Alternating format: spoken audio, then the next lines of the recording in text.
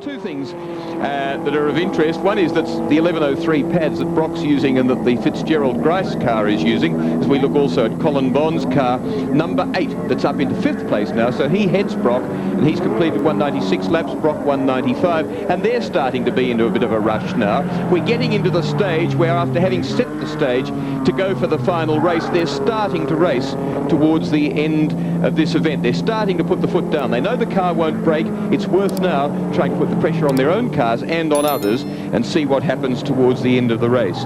But Harry Firth has 1103 disc pads under his house. He said, well, I've got some of those for Holden's. I could have sold them this weekend. Some people would have been very happy to buy them.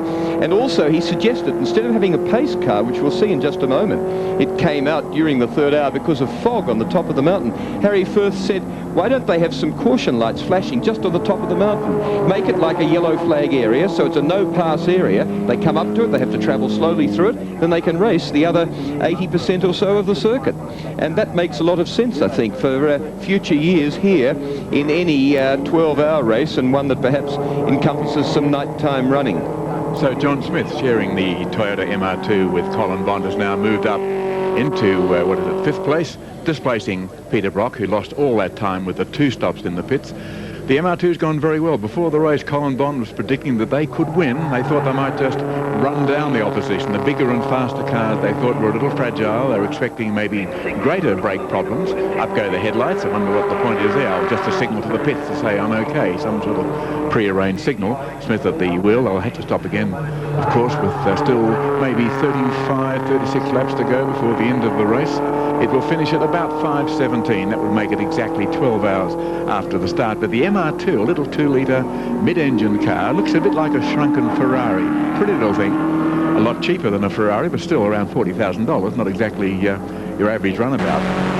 And on board the car, you get the view that the driver does as he's coming up towards the top of Mountain Straight. They weren't so happy in the wet. The car, they felt, was a bit twitchy, which is often a characteristic of a mid-engine car. Gives very little warning of it about to break away, and when it does, you may as well sit back and pretend you're in the front row at Cinerama. You get a great view, but you can't do much about it. In the early part of the race, in fact in the third hour, that car was sitting snugged in behind a $250,000 V8 Mercedes-Benz. It was the pace car that had to come out because there wasn't enough visibility for one flag point that can warn of danger to be seen by one either side of it. This is some of the action from that third hour in this 12-hour. The race distance now having gone over, no, in 2 laps time we'll have passed 1,300 kilometres, 30% more than has ever been raced around Bathurst before. This is the situation, a very nice lead to them indeed, ahead of that little 1.8 litre, $27,000 Laser, another Supra in 3rd place, and as you can see, it's some 7 laps down. Commodore V8 leads Commodore V6, that's back in 6th place, I suspect, with the 2-litre mid-engine Toyota, the nice little sporty of Colin Bond and John Smith and Bruce Stewart, up into 5th place at this stage. They snuck ahead of Peter Brock in 05 when he had that unexpected pit stop in, as I say, 05. It took him back to 6th place as he stuck in those 1103 really hard asbestos and lead unfriendly brake pads that are no longer made but do a fantastic job. Well, there they are in 6th place, the 300ZX Nissan in 7th place. That's a V6 3-litre, and then the Falcon EA, an inline 3.9 litre 6, heads the V8 Holden 5-litre of Nicholson, McDonald and Hill in 9th place, and still back into 10th place. The 1.3 litre, $18,000 Suzuki GTI of Forshaw, Brame and Henry Draper. Still a runner. They're the top 20. And there's Colin Bond and John Smith. John Smith, I think, at the wheel at the moment, is it? Or is it? No, it's Colin Bond there now in the little MR2 Toyota. And Evan, to look at it in another way, that 165 laps completed, they're 42 laps behind the race leader. And we should give honourable mention, I think, to the only other car still running, 21 remaining out of 24. And that in 21st place is car number 16, the Peter McLeod, Glenn Clark, Barry Jones, Citroën BX 16 valve. Yes, the car that automatically lifts itself up and down and got its pipes caught up in the tubes, or was the tubes caught up in the pipes? Whatever it was, it sounded very painful. Probably both things, and at the same time, this car lying in 6th place at the moment, but Ahead of it, two Holden Commodores, Brock in 5th place in 05 and the Warren Cullen car with his son Glenn in 19 in 4th place. But we were saying earlier that a Japanese car has never won in the previous 28 touring and 1 sports car enduro here at Bathurst. A Japanese car has never won. The Grice Supra, when it took pole position, driven by Peter Fitzgerald, was only the 2nd Japanese car ever to take pole position, and it's now well situated to make that breakthrough for the Japanese, but it's being backed up by the Laser. The Ford Laser is fully imported and it's made in the Mazda factory, so we have to give due credit. It's Japanese, and of course there's another Supra. So almost certainly today, history will be made in a Japanese car winning for the first time at Bathurst. It might be a dull day here, but I think we'll see the rising sunshine before the day is over. But it's been a great drive for this pair, for John Smith and Colin Bond. They have, though, been passed by Peter Brock, who got back up to 5th place, so he wrestled that back from them, and we'll look at Brock a little later. Brock is really driving a dynamic race, but the Toyota is going on, gives the impression of lasting forever. And talking of Japanese cars not winning here previously, think of how hard Alan Moffat's tried in Mazda RX-7 and the Nissan team, and I wonder if somebody like Alan Moffat as a team manager finding it very difficult to raise the budget needed, the $1 million needed to run Group A, mightn't like to try and win here at Bathurst in Group E in this type of car.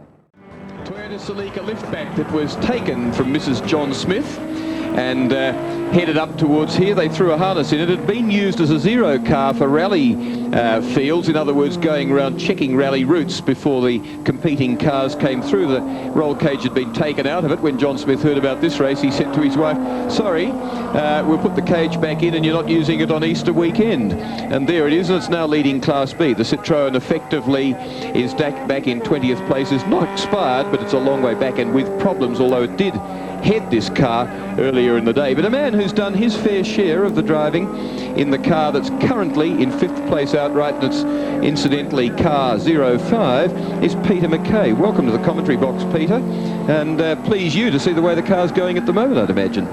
Yeah, we're pretty delighted, Will, because we came into this race really at about a month's notice. Neil Crompton bought the car only 4 weeks ago, and it's been a pretty rushed learning curve since, and all credit to Neil. The James Hardy 12-hour is essentially for production vehicles, cars you can buy straight off the showroom floor like this one. But there are unique rules with the James Hardy. For example, the exhaust pipes can be changed. So Colin Bond, with his Toyota MR2, has been able to take off this monstrous unit and replace it with this lightweight exhaust pipe. And there are other changes too. Now, there are a few freedoms, John. The shocks are free for starters. The brakes, there's a few little modifications you're allowed to the brakes. They've got to be the same size as the standard car, but the material can be free. There's the brake linings are free. And then some of the parts, like on the motors, oil filters, spark plugs, all those type of items, which really don't make any difference in performance, they can be changed as well. In terms of the things that you have tried, changing your brakes, for example, how are you going about it? Well, we've looked at it and we're going to change the whole brakes, calipers, disc, the whole lot, instead of just changing the pads. And we just feel we can do it faster by changing the whole unit. For the first time ever in Australian motor racing, production cars this weekend will use what's called a dry brake system for refuelling. The system's worth about $2,000 and it prevents fuel spillage either during a pit stop or in an accident. It may be expensive, but it's one of the very necessary advancements being made to make motor racing even safer. Power and speed that he'll overwhelm the car as he goes down. Talking of class leaders, here's another one, Colin Bond, who with John Smith has done so well in their class, S for sports class. There are 6 classes and they're leaders of this category. They're due to win a lot of prize money, a lot of kudos, and a really good result for the Caltex team here in the little MR2, one of the prettiest cars in the race, and the car that Colin always felt had a chance of winning, but it did require the big, heavier, faster cars to stumble. Unhappily for him, not many of them have. In fact, the rate of reliability has been quite extraordinary. We still have, 21 cars running, which is an amazing performance when you consider only 24 started. 3 have dropped out. The rest are still going. Most of us, I think, were expecting to see a much higher rate of retirement. So Colin Bond was a bit thwarted there. He's gone well. He's now running, where is it, in 6th place, which is a good result for a little 2-litre car without 4-wheel drive, without turbos and so on. And 6th place, I think, Will Hagen, is an outstanding result.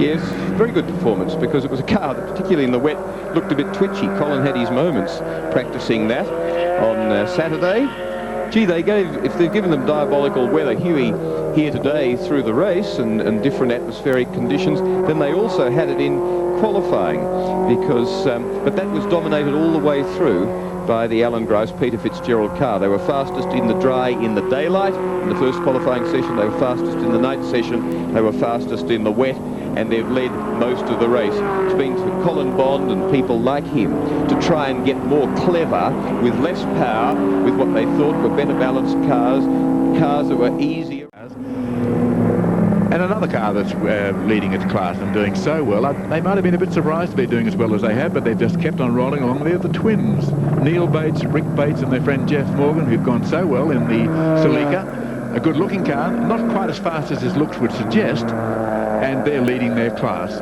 It really is slow uphill. Look at it. It's heavy. I mean, what's the Commodore S-Pack weigh? 1325, the V6. 3.8 litre, well, they weigh 1,200 with a little 2.2 litre four-cylinder, and it really is going very slowly up the mountain. Boy, those drivers have had to produce everything to keep it flowing, keep any sort of speed and momentum on it as it's gone up the hill. But there it is, overtaking a Corolla.